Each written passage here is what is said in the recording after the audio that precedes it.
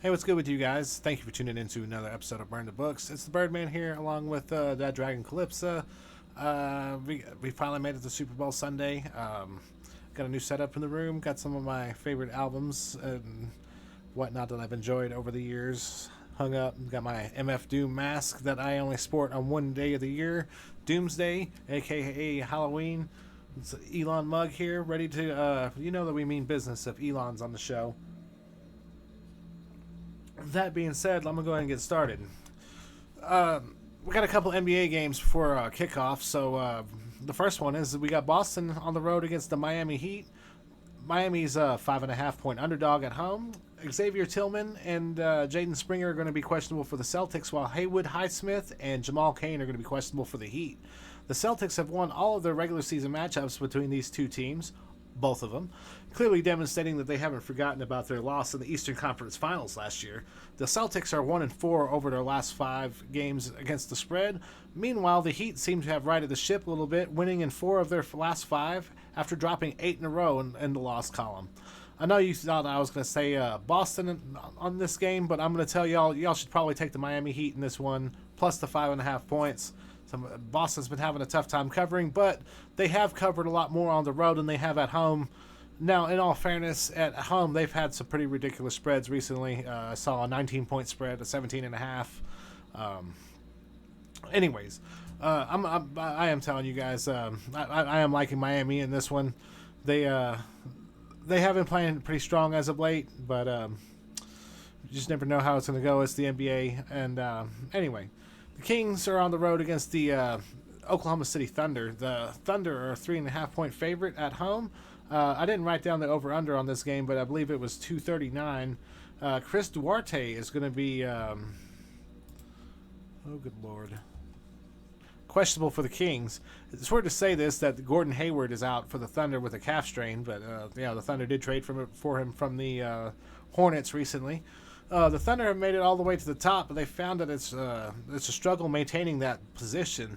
This will be the second of a back-to-back for the Thunder, and the first of which they got their teeth kicked in by the Dallas Mavericks by 35 points today. The Kings are going for the season sweep of the Thunder, and the Sacramento has actually won 9 of their last 10 games straight up against the Thunder. So while I would like to see that streak change, I'm going to tell you to just go ahead and take the Kings plus the 3.5 points on the road. And so we finally made it to the Super Bowls. It's a bittersweet event in my opinion. We've made it to Super Bowl LVIII. Does anybody else think that it's kind of weird that we're still using we learned Roman numerals in elementary school just so that we can know what Super Bowl it is and what year that Harry Potter movie was made? Anyway, we finally made it to the end of the season.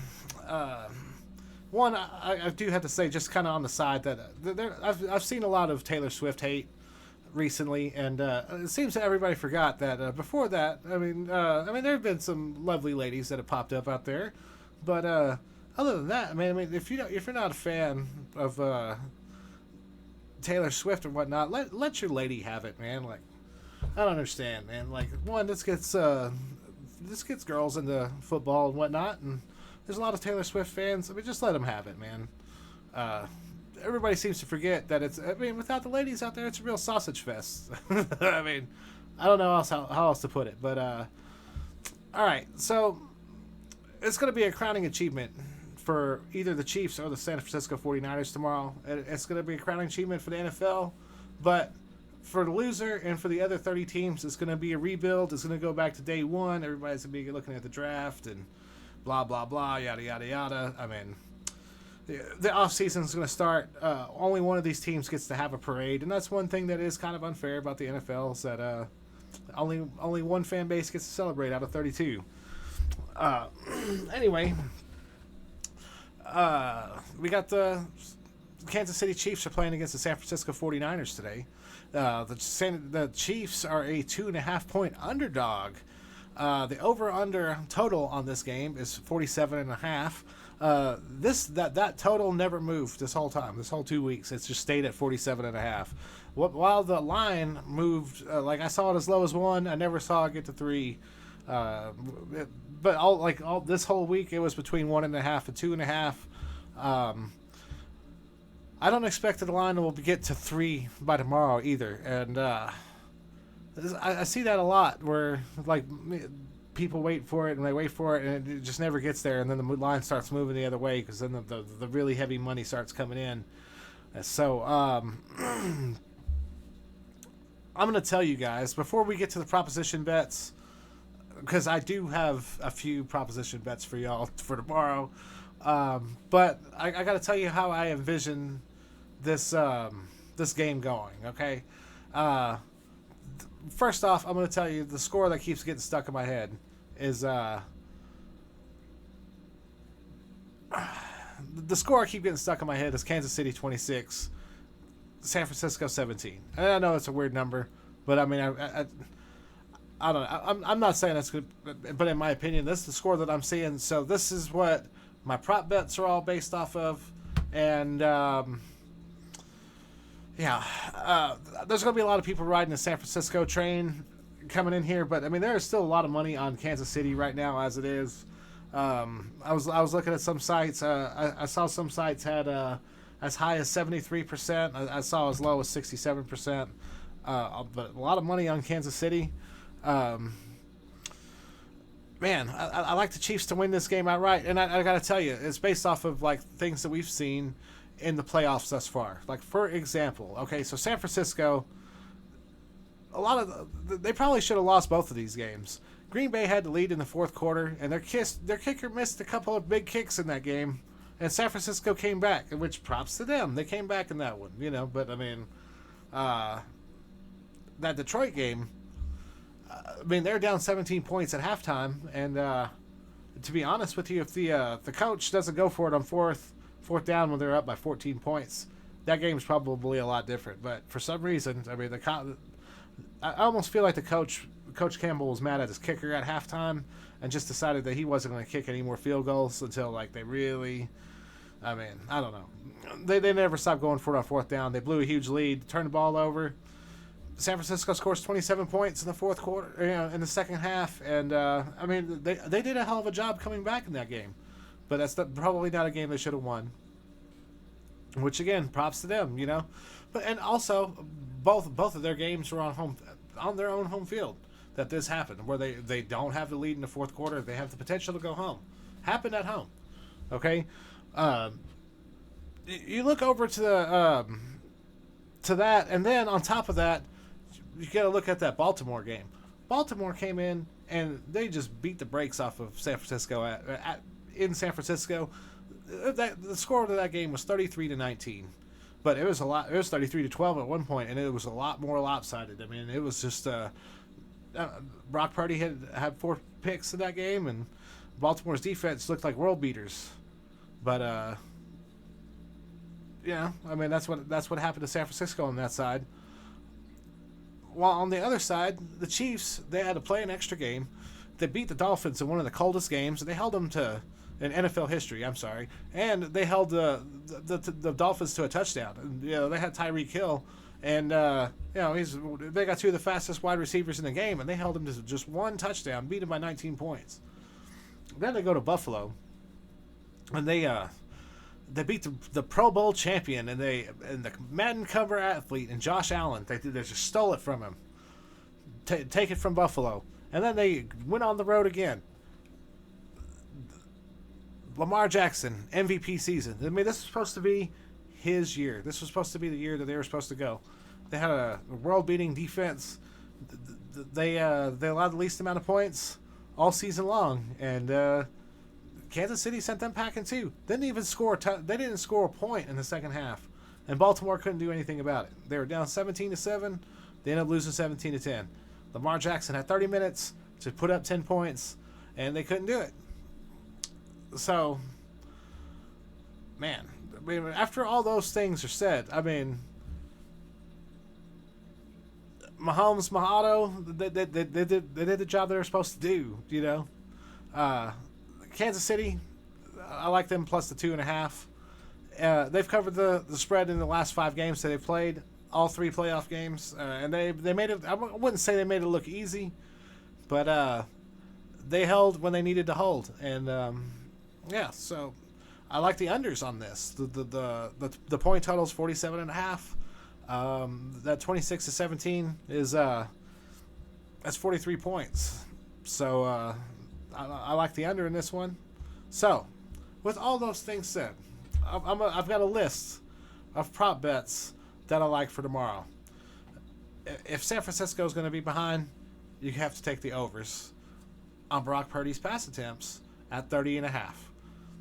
I got the over on Brock Purdy's interceptions at 0.5. I think he's going to throw one tomorrow. I have the overs on Brock Purdy's rushing yards at 11.5. I like the over on Patrick Mahomes' rushing yards, 26.5. And this is where I'm going to say hashtag not sportsbook sponsored. I have seen all of I work a job where I deal cards all day, and I look up at a TV, and all the sports betting shows are all telling you to take the under on Patrick Mahomes' rushing yards because of this dad bod pick that popped out. I'm not sportsbook sponsored. I'm going to tell you to take the overs on his rushing yards, 26.5. I'm going to tell you to take the unders on the Christian McCaffrey's rushing yards, 89.5. I know he's run the ball a lot, but if Kansas City is up in this game by any type of more than a touchdown at any point in this game, they're going to be throwing the ball. So I have to tell you, I like the overs on Christian McCaffrey's receiving yards. I'm sorry, my platform is in the way of it. It's 35.5 on this one. I like the under on McCaffrey's combined receiving and rushing yards, 129.5 yards. I like the under on it. I think Kansas City, if they're going to win this game, the San Francisco is going to have to do other things to try to beat him. George Kittle might get him. One of the guys in my Discord was telling me that he put in a long shot bet for Jawan Jennings to lead all receivers in receptions. It's like, get it, brother. I mean, if you're feeling it, man, you gotta take it. Don't let anybody talk you out of your bets, man. I like McCaffrey to score a touchdown. I like Isaiah Pacheco to score a touchdown. I like the over on Pacheco's rushing yards at 68.5. I like the unders on Deebo Samuel's rushing yards, 15.5. Because, after that injury, I don't know how injured he is or whatnot, but I don't think that San Francisco would try to run him in between, be trying to run him around out there. And then I like the I saw one prop bet. It was the line on players to record a rush for the Kansas City Chiefs was 3.5. I'm going to take the over on that one. I think you might see a little bit of Clyde Edwards-Helaire action. You might get a reverse from Rashee Rice. You get Patrick Mahomes, and then Isaiah Pacheco. That's 4 people right there. So I like the over on that one. And just in case you guys are just curious, what kind of proposition bets there are, you have odds on things like the coin toss. You can bet heads or tails. You can bet on the Gatorade color. At one point during these 2 weeks, purple was the favorite. Now orange is the favorite. It's really crazy. One of my favorite ones that I saw was that Taylor Swift was going to have a wardrobe malfunction. That her and Travis Kelce were going to announce their first pregnancy. Had odds. It was minus 3,000 on the no, and it was plus 900 on the yes. And there was a prop bet that I saw that Travis Kelce would propose to Taylor Swift after the Super Bowl.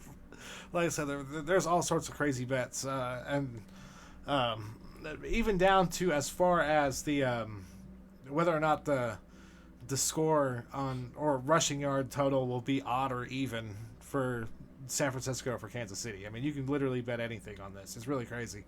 They kind of got rid of the streaker bet since that one guy ruined it a couple of years ago, where he bet that there would be a streaker, and then he actually streaked at the Super Bowl, but he couldn't help himself. He was like, I'm going to streak, and then he ended up getting arrested, and then of course everybody looked at his Twitter, and saw that he was affecting a bet, so nobody paid him out.